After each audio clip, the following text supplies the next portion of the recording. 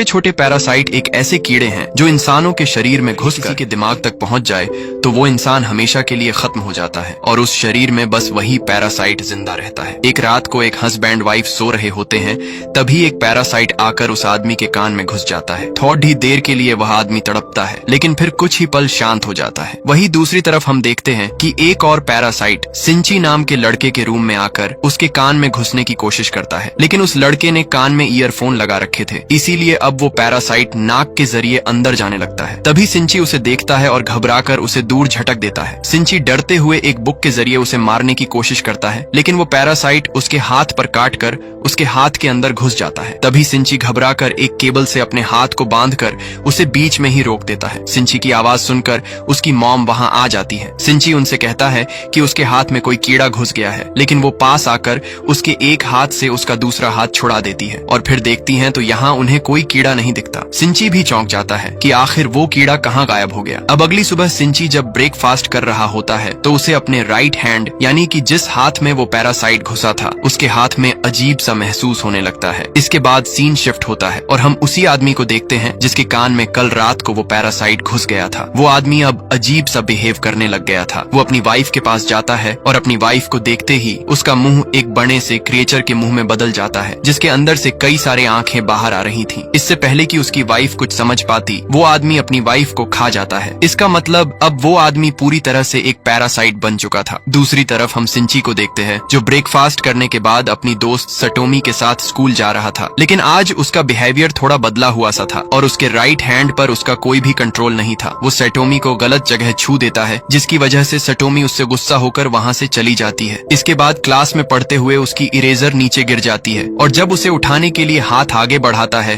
तो उसका हाथ अचानक से लंबा होकर इरेजर उठा लेता है। इन सब से परेशान होकर सिंची घर आता है और उसके बारे में इंटरनेट पर सर्च करने लगता है। तभी उसके हाथ से एक आंख बाहर आती है, जिसे देखकर वो हैरान हो जाता है। अब सिंची अपना हाथ काटकर वो आंख निकालने ही वाला था कि तभी उसका हाथ एक बड़े से सांप में बदल जाता है और उसे ही डरा देता है। फिर उसका हाथ एक छोटे क्रिएचर में बदल जाता है। उसे देखकर सिंची काफी ज्यादा डर जाता है और कहता है कि मेरे हाथ को क्या हो गया है। तभी वो क्रिएचर भी कहता है कि ये मेरे हाथ को क्या हो गया है। अब वो क्रिएचर सिंची की बातों को दोहराने लगता है। फिर वो सिंची को बताता है कि मैंने तुम्हारा हाथ खा लिया है, अब तुम मुझे बात करना सिखाओ। वहीं दूसरी तरफ हम उसी आदमी को देखते हैं जिसकी बॉडी पर उस पैरासाइट ने कब्जा कर लिया था। वो पैरासाइट भी अब टीवी के जरिए इंसानों की भाषा सीख रहा था। अब अगले दिन सुबह सिंची जब सोकर उठता है तो वो देखता है कि वही क्रिएचर जो कि उसके हाथ से जुड़ा हुआ है वो उसके लैपटॉप और बुक से इंसानों से जुड़ी इंफॉर्मेशन पढ़ रहा है। सिंची उसे कहता है कि मैं हॉस्पिटल जाकर तुझे कटवा दूंगा। तब वो छोटा पैरासाइट कहता है कि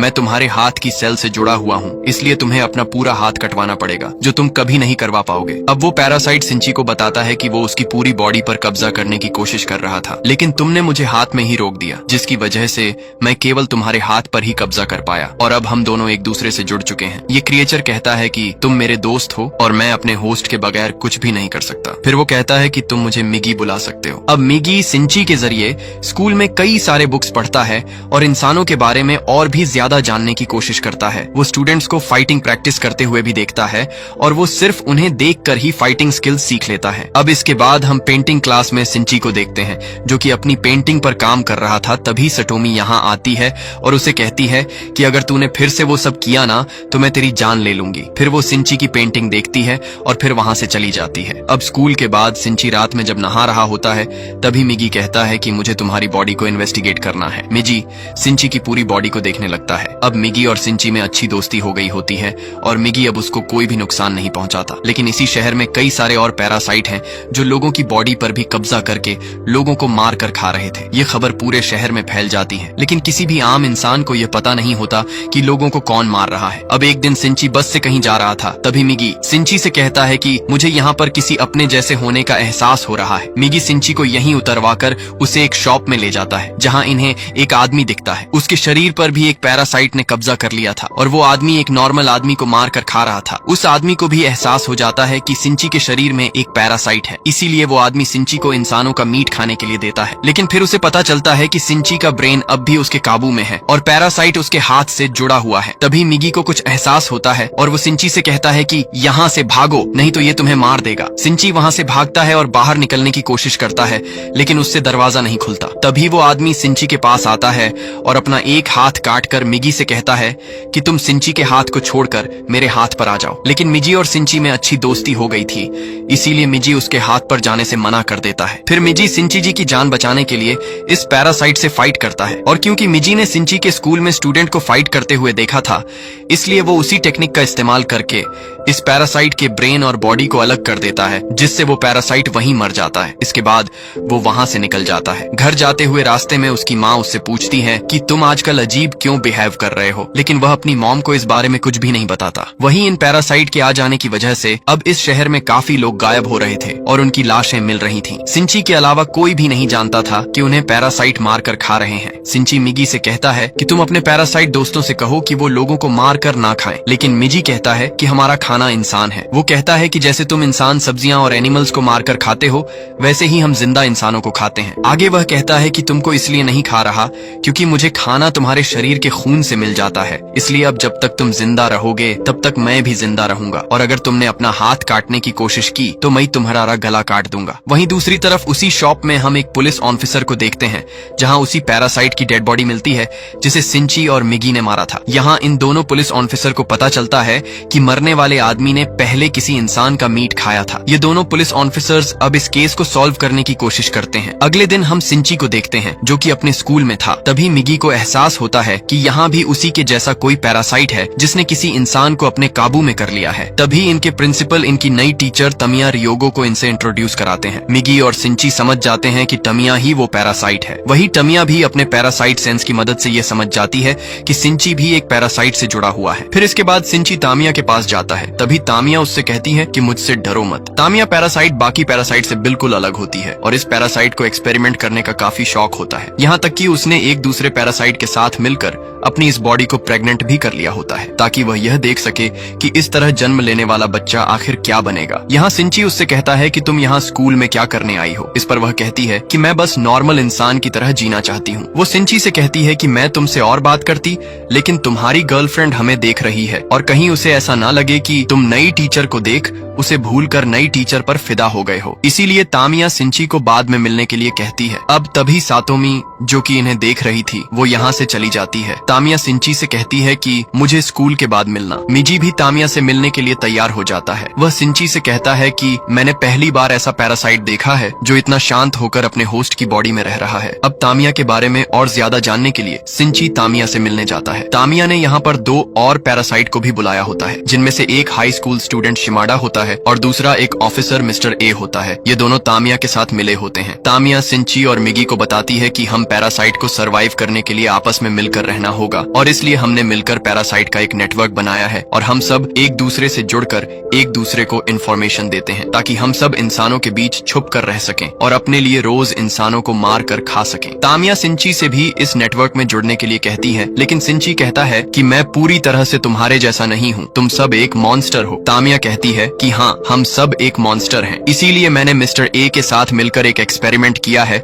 जिससे मैं प्रेग्नेंट हो गई हूँ और क्योंकि हम दोनों ही पैरासाइट हैं इसलिए मैं ही देखना चाहती हूँ कि मेरे अंदर जो बच्चा है वो आखिर क्या होगा। इस पर मिगी तुरंत कहता है कि तुम दोनों ने वो इंसानों की बॉडी में किया है, इसीलिए तुम्हारे अंदर एक इंसान का ही बच्चा है। तभी तामिया कहती है, तो फिर हम कौन हैं? अगर हमारे अंदर इंसानों का बच्चा है तो असल में हम कौन हैं? हम बस इस बॉडी के जरिए जी रहे हैं। तामिया कहती है कि हमारे जीने का मकसद क्या है? तामिया मिगी से कहती है कि इसीलिए मैंने हमारा नेटवर्क बनाया है और मैं पैरासाइट के फ्यूचर के बारे में सोच रही हूँ। तामिया सिंची को धमकी देती है कि अगर तुम्हें हमारा साथ नहीं देना तो हमारे खिलाफ कुछ भी करने की कोशिश मत करना, नहीं तो मैं 3 सेकंड में ही पूरे स्कूल को खत्म कर दूंगी। सिंची काफी डर जाता है। अब ये तीनों सिंची की डरी हुई शक्ल देखते हुए यहाँ से चले जाते हैं। तभी मिगी को कुछ एहसास होता है। वह सिंची से कहता है कि मिस्टर ए से सावधान रहना, मुझे वो ठीक नहीं लग रहा। अब इसके बाद हम एक घर को देखते हैं जहाँ काफी शांति थी और यही मिस्टर ए और शिमाडा यानी कि वही दोनों पैरासाइट इंसानों को खा रहे थे। फिर वो दोनों तामिया के पास जाते हैं। तामिया खुद पर एक्सपेरिमेंट कर रही थी, इसीलिए वो इंसानों को खाने की बजाय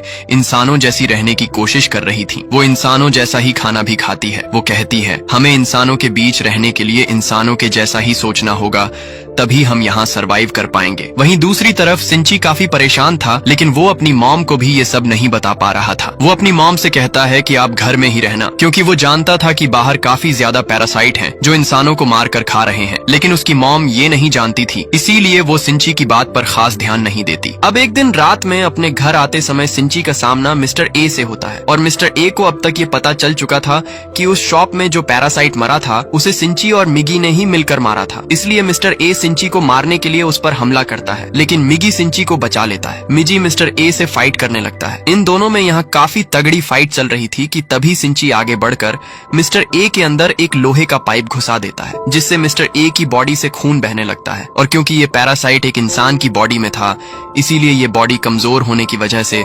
पैरासाइट भी कमजोर होकर वहीं गिर जाता है। सिंची तुरंत यहाँ से भागकर अपने घर आ जाता है, लेकिन वहीं वह पैरासाइट अपनी बॉडी में रॉड आर पार कर देता है, जिससे खून बहना बंद हो जाता है और वह पैरासाइट जिंदा बच जाता है। लेकिन उसे सरवाइव करने के लिए अब एक नई बॉडी चाहिए थी। तभी इस रास्ते से सिंची की मॉम गुजरती है, और ये पैरासाइट मिस्टर ए की बॉडी को छोड़कर सिंची के मॉम की बॉडी में चला जाता है। फिर थोड़ी देर बाद मिगी को एहसास होता है कि मिस्टर ए वाला पैरासाइट उनकी तरफ ही आ रहा है। वो सिंची को छुपने के लिए कहता है। तभी उसकी मॉम घर में आती है। मिगी समझ जाता है कि मिस्टर ए वाला पैरासाइट अब उसकी मॉम की बॉडी में आ गया है, लेकिन सिंची के लिए यह विश्वास कर पाना काफी मुश्किल था। तभी वो पैरासाइट डायरेक्ट सिंची के हार्ट पर हमला करता है और उसके हार्ट को जख्मी कर देता है, जिससे सिंची वहीं गिर जाता है। सिंची की बॉडी में अब एक छेद हो जाता है। फिर वो पैरासाइट यहाँ से कहीं और चला जाता है। वही सिंची अब मर रहा होता है, लेकिन सिंची को बचाने के लिए मिगी उसके हाथ से निकलकर उसकी बॉडी में चला जाता है। धीरे धीरे समय बीतता है और कुछ दिन बीत जाते हैं। मिगी सिंची के हाथ में दोबारा से वापस आ जाता है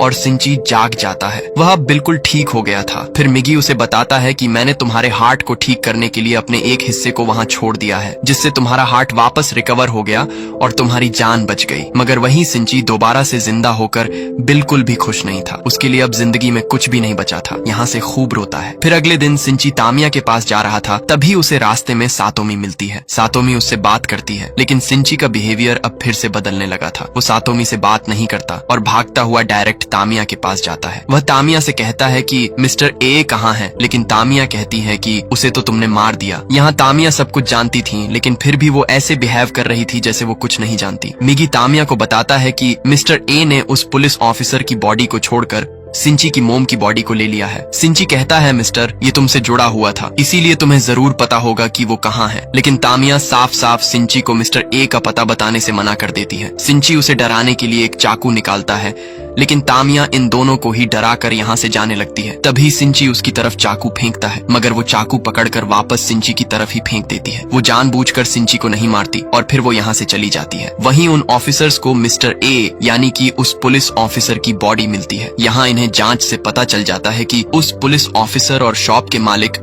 दोनों को मारने वाला कोई एक ही इंसान है। लेकिन ये लोग एक बात से परेशान थे, क्योंकि पुलिस ऑफिसर ने भी मरने से पहले कुछ इंसानों को खाया था और जांच में इन लोगों को ये बात पता चल गई थी। ये लोग सोचते हैं कि इन्होंने जो अफवाहें सुनी है कहीं वो सच तो नहीं। दरअसल इस शहर में ये बात फैल चुकी थी कि पैरासाइट इंसानों की बॉडी में इनके बीच छुपकर रह रहे हैं, लेकिन इन लोगों को लगता है कि ये सब बस अफवाह है। वहीं दूसरी तरफ सिंची हर जगह अपनी मॉम को ढूंढ रहा था। तभी एक दिन वो एक ऐसी जगह पर पहुंच जाता है जहां कुछ नेता लोगों के बीच वोट मांगने आए हुए थे। अब तभी मिगी और सिंची को एहसास होता है कि जो नेता लोगों से वोट मांग रहा है वो भी पैरासाइट है, और उसके अलावा भी यहाँ पर कई सारे पैरासाइट मौजूद हैं। मिगी ये सब देखकर वो चौंक जाता है। वह सिंची से कहता है कि पैरासाइट ने इतनी तरक्की कर ली है कि अब वो पॉलिटिक्स में भी घुस चुके हैं। मिजी काफी खुश होता है। वो सोचता है कि एक दिन पैरासाइट इस पूरी दुनिया पर कब्जा कर लेंगे। अब तभी इनके घर में वही दोनों पुलिस ऑफिसर आ जाते हैं। उन्हें सिंची पर शक होता है, इसलिए वो सिंची से थोड़ी बहुत पूछताछ करते हैं, लेकिन सिंची काफी चालाकी से इनसे झूठ बोलता है। फिर वो दोनों यहाँ से चले जाते हैं। अब काफी दिनों बाद सिंची फिर से स्कूल जाता है। यहाँ उसे सातोमी मिलती है। फिर यहाँ वही लड़का शिमाडा आता है। तामिया ने उसका इसी स्कूल में ट्रांसफर करवा दिया होता है ताकि वो सिंची पर नजर रख सके। शिमाडा सातोमी के सामने सिंची से पहली बार मिलने का दिखावा करता है और फिर वो यहाँ से चला जाता है। यहाँ तामिया इन दोनों को देख रही होती है। दरअसल यहाँ शिमाडा और तानिया को ये पता चल रहा था कि जब से मिगी ने अपनी सेल्स की मदद से सिंची की जान बचाई है, तब से सिंची की बॉडी में बदलाव हो रहा है। और वहीं दूसरी तरफ मिगी को भी ये सब महसूस होता है। वो सिंची को बताता है कि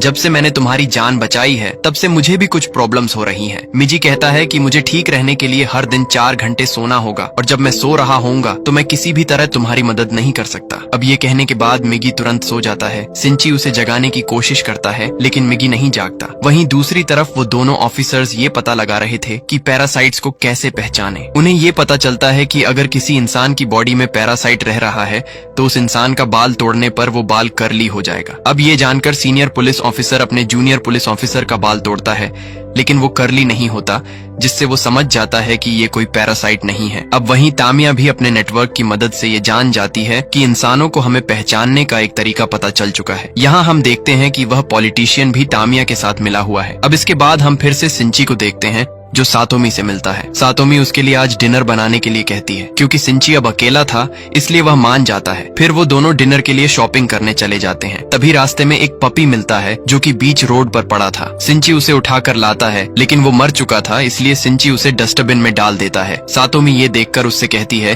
कि तुम ये क्या कर रहे हो। सिंची कहता है कि अब ये सिर्फ हड्डियां और शरीर है, इसके अलावा इसमें कुछ भी नहीं बचा। दरअसल सिंची के अंदर बदलाव हो रहा था और वो भी अब पैरासाइट की तरह सोचने लगा था। सिंची की यह सोच देखकर सातोमी उसे छोड़कर चली जाती है, लेकिन सिंची को अब इससे कोई भी फर्क नहीं पड़ता। वहीं स्कूल का प्रिंसिपल जब तामिया को प्रेग्नेंट देखता है तो चौंक जाता है, क्योंकि तामिया अभी अनमैरिड थी और प्रिंसिपल उसे कैरेक्टरलेस समझकर उसे जॉब से निकालने वाला था। वो लोग तामिया के मॉम डैड को भी सब बता देते हैं। फिर तामिया अपने मॉम डैड के पास जाती है, लेकिन तामिया तो वैसे भी पैरासाइट थी, इसलिए वो इन दोनों को मार देती है। इसके बाद वो शिमाडा को कॉल करके कहती है कि तुम्हारे खाने का इंतजाम हो गया है, यहाँ आकर दोनों बॉडीज ले जाओ। अब अगले दिन तामिया स्कूल से जाने के लिए स्कूल से अपना सामान पैक करने लगती है। सिंची उसके पास आता है और उससे बातें करने लगता है। वहीं सातोमी अपनी पेंटिंग क्लास में जाती है, जहाँ कई सारी लड़कियां मिलकर शिमाडा की पेंटिंग बना रही थीं। तभी एक लड़की मजाक मजाक में उसका बाल तोड़ देती है और वो बाल कर्ली हो जाता है। इसे देखकर सारी लड़कियां समझ जाती हैं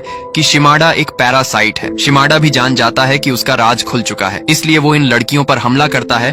उसका मॉन्स्टर जैसा मुंह देखकर सारी लड़कियां डर कर चीखती हैं। उनकी चीखों की आवाज सुनकर सिंची उन्हें बचाने आने लगता है। तामिया भी समझ जाती है कि शिमाडा अपने मॉन्स्टर के रूप में सबके सामने आ गया है, इसलिए तामिया यहाँ कुछ केमिकल लोचा करने लगती है। वहीं सातोमी थोड़ी हिम्मत दिखाकर शिमाडा के सर में एक केमिकल फेंकती है, जिससे वो जलने लगता है, मगर इससे वो बेकाबू हो जाता है और इधर उधर हमला करने लगता है। सारी लड़कियां बचकर निकलने की कोशिश करती हैं। तभी सातोमी की एक दोस्त यहाँ मारी जाती है। सिंची जब तक यहाँ पहुँचता है तो कई सारी लड़कियां मर चुकी थीं। सिंची काफी घबरा जाता है। मिगी उसे शांत कराता है और इन हालातों में हिम्मत दिखाने के लिए कहता है। सिंची दोबारा से उठकर सातोमी को बचाने जाता है। सातोमी शिमाडा से बचकर भाग रही थी। तभी सिंची आकर शिमाडा को एक धक्का देता है और उससे फाइट करने लगता है। तभी यहाँ तामिया भी आ जाती है और वो शिमाडा को शांत होने के लिए कहती है। शिमाडा शांत हो जाता है, लेकिन फिर तामिया यहाँ एक बम फेंक कर चली जाती है। ये देखकर सिंची सातोमी को लेकर नीचे कूद जाता है और तभी जोरदार धमाका होता है। सिंची सोच रहा था कि शिमाडा मर गया, लेकिन वो अब भी जिंदा था। तभी यहाँ पुलिस और एम्बुलेंस भी आ जाती है। सातोमी जख्मी हो गई थी, इसलिए उसे हॉस्पिटल ले जाया जाता है। वहीं पुलिस ऑफिसर ऊपर आ जाते हैं। तभी शिमाडा आकर इन पर हमला करता है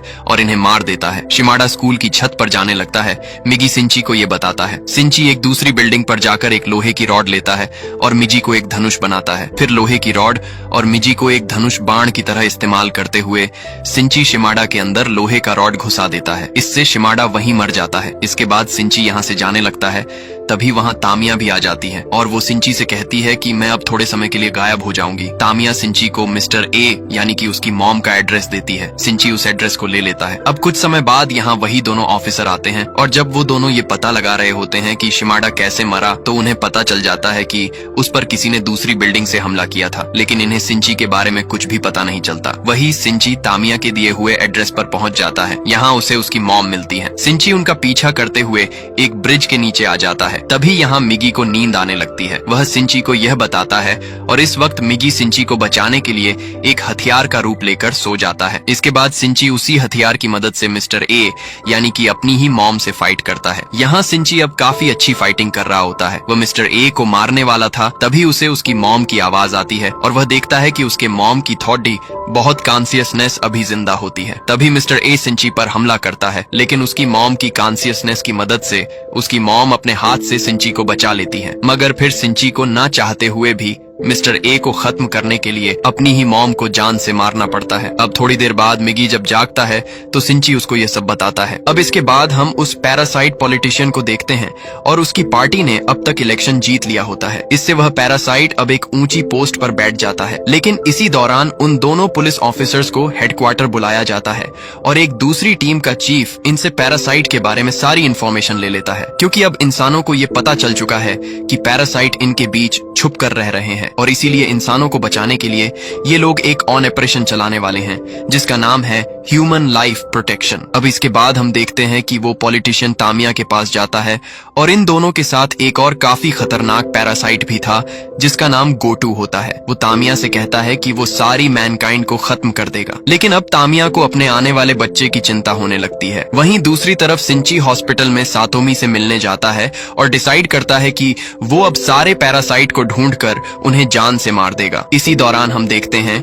कि कोई सिंची पर नजर रख रहा है। वो सिंची और मैगी की एक साथ फोटो लेता है और यहीं पर ये कहानी खत्म।